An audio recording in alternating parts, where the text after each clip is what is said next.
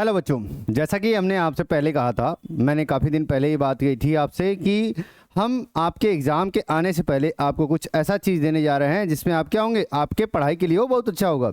तो आज हम क्या करने जा रहे हैं, वही अनाउंसमेंट आपके साथ करने जा रहे हैं। आप उसको क्या करिए, ध्यान सुनिए। ये अनाउंसमेंट उन बच्चों के लिए है जो 10 सीबीएसई और 12 सीबीएसई के हैं। 10 सीबीएसई और 12 सीबीएसई बोर्ड के बच्चे जो पढ़ रहे हैं या पढ़ना चाह रहे हैं, उनके लिए हमारा क्या कर रहे हैं, अनाउंसमेंट है। हमारा अनाउंसमेंट कुछ इस तरीके से है कि मैं 5 बच्चों को क्या करने जा रहा हूँ, सेलेक्ट करने जा रहा हूँ, और उनको क्या होगा, सारी फैसिलिटीज़ बोर्ड एग्ज़ाम्स की प्रिपरेशन के लिए क्या होगी, फ्री ऑफ कॉस्ट मिलेगी। लेकिन उन 5 बच्चों को सेलेक्ट होने के लिए आपने क्या करना पड़ेगा, एक एग्ज़ाम को क्या करना पड़ेगा, क्वालिफाई करना पड़ेगा, जो कि हमारे द्वारा कराया जाएगा। तो इसका कुछ इस तरीके से पैटर्न है। अगर हम आपसे बात करें तो क्या क्या आपको मिलेगा, अगर मैं बात कर लूँ, आपको जो मिलेगा यहाँ पे आपके बोर्ड्स एग्जाम में जो अच्छी बातें रहेंगी वो ये है हमारी। मैंने कई बार देखा है रूरल एरियाज में बच्चों को परेशान होते हुए कि पढ़ाई के दौरान उनके घर पे माहौल नहीं रहता है, कहीं वो पढ़ते हैं तो उनका मन नहीं लगता है, या इन्वायरमेंट क्रिएट नहीं हो पाता है, या डाउट्स आते हैं तो वो कहीं ना कहीं मोबाइल्स ओपन तो करते हैं लेकिन वो कहीं और चले जाते हैं, ओपन करते करते अननेसेसरी चीज़ों को करने लगते हैं, जहाँ पर उनका टाइम भी ख़राब होता है और आउटपुट भी नहीं निकलता है।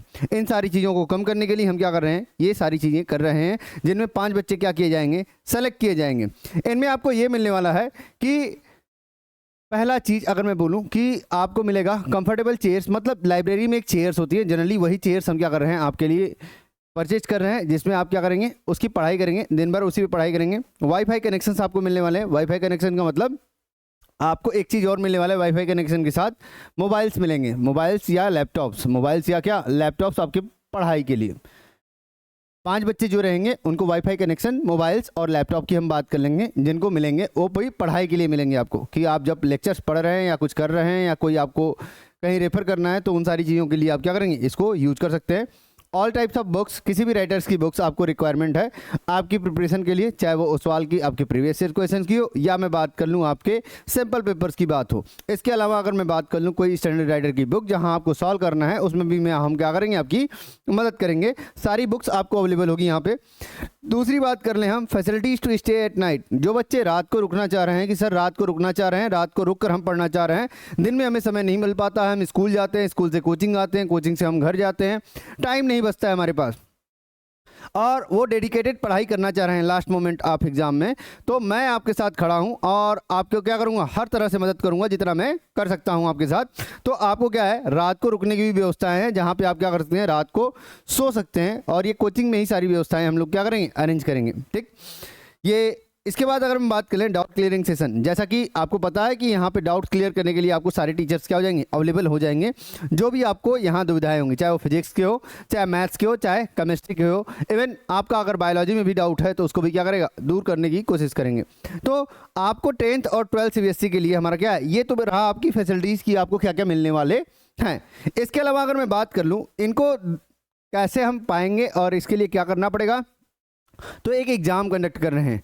सिलेक्शन क्राइटेरिया हमारा क्या है, सिलेक्शन क्राइटेरिया अगर हम बात कर ले यहाँ पे, तो पहला जो सिलेक्शन क्राइटेरिया है यहाँ पे हमने क्या करना है, एक एग्जाम हम कंडक्ट कर रहे हैं, एग्जामिनेशन हम कंडक्ट कर रहे हैं, और डेट ऑफ एग्जाम आपका कितना रहेगा, इसी महीने की 30 तारीख को।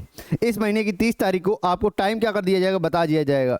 जिन बच्चों को ऐसा लगता है कि नहीं मैं इस एग्ज़ाम में पार्टिसिपेट करना चाहता हूँ, ये मेरे लिए ज़रूरी है, मुझे एनवायरनमेंट नहीं मिल पा रहा है, मैं पढ़ाई नहीं कर पा रहा हूँ, तो वो क्या करेंगे, इस एग्ज़ाम को करने के लिए 30 तारीख का आपका पेपर होगा।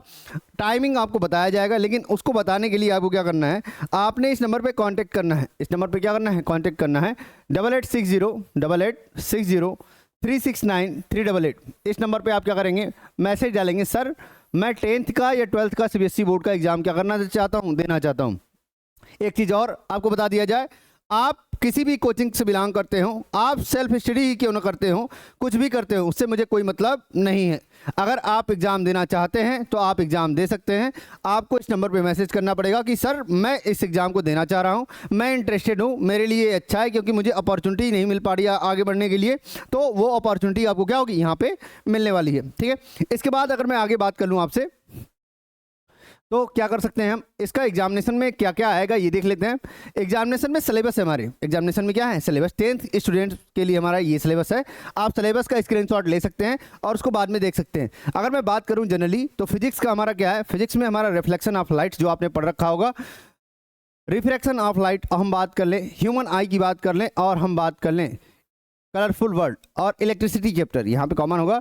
इलेक्ट्रिसिटी की बात करें, इलेक्ट्रिसिटी चैप्टर मतलब 3 चैप्टर्स आपके किसमें से आ रहे हैं, 3 चैप्टर्स मेनली आ रहे हैं। मेन चैप्टर जो है 3 चैप्टर्स आ रहे हैं फिजिक्स से।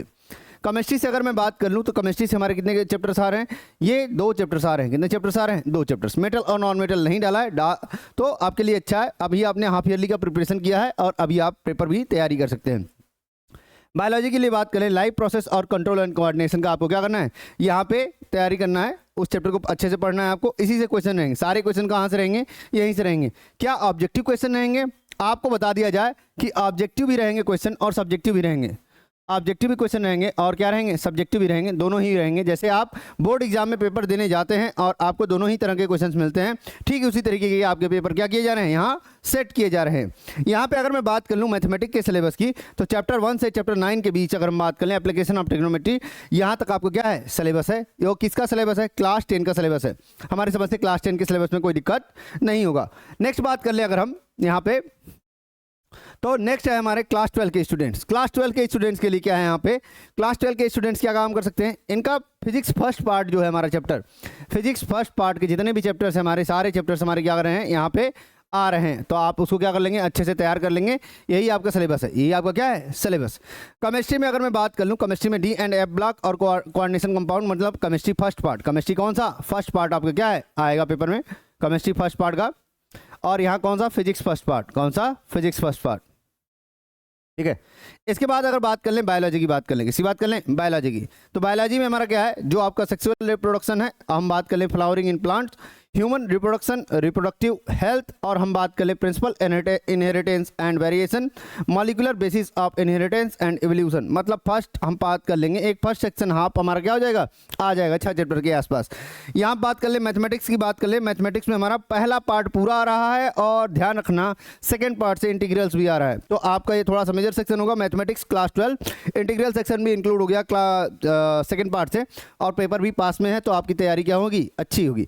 यहाँ तक आपका रहा 10th और 12th का सिलेबस। आपको ये भी समझ में आ गया कि इसको किसी भी कोचिंग के बच्चे दे सकते हैं, जरूरी नहीं कि आप यहाँ पढ़ते हैं। दूसरी बात, आपको क्या करना है, इसके लिए कुछ रिक्वायरमेंट है जो कि आपको क्या करना है, सबमिट करना है। जैसे कि आपको बताया गया कि आपने कांटेक्ट करना है। कांटेक्ट नंबर हमारा फिर से मैं लिख देता हूँ, 8860369388। इस पर आपको क्या करना है, व्हाट्सअप मैसेज करना है कि मैं इंटरेस्टेड हूँ सर, मैं इसमें इंटरेस्टेड हूँ।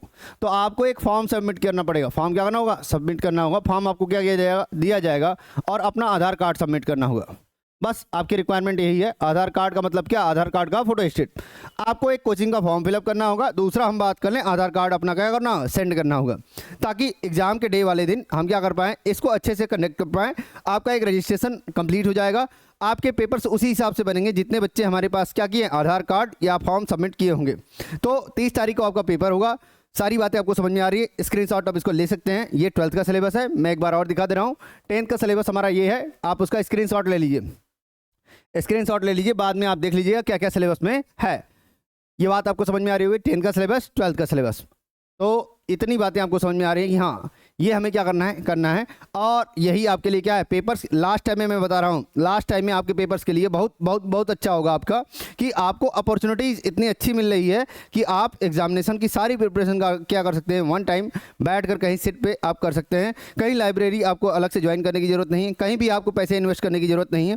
रूरल में कई ऐसे बच्चे हैं जिनको पढ़ने का मन तो होता है, लेकिन घर का इन्वायरमेंट, कहीं परिस्थितियाँ, या मैं बात कर लूँ माँ बाप, ऐसे कंबाइंड फैमिली है, वहाँ पे रूम हमारे कम अवेलेबल हैं, हम अलग से पढ़ नहीं पा रहे हैं, तो कई तरह की समस्याएं आती हैं। और इस कंपटीशन के दौर में आपको क्या करना है, अपना डिसीजन खुद से लेना है। तो आपके लिए फोकस पॉइंट हमेशा क्या है, हर समय खड़ा रहेगा और आगे भी रहेगा। आपने क्या करना है, 30 तारीख को पेपर अटेम्प्ट करना है। सारी बातें समझ में आ रही होंगी। धन्यवाद।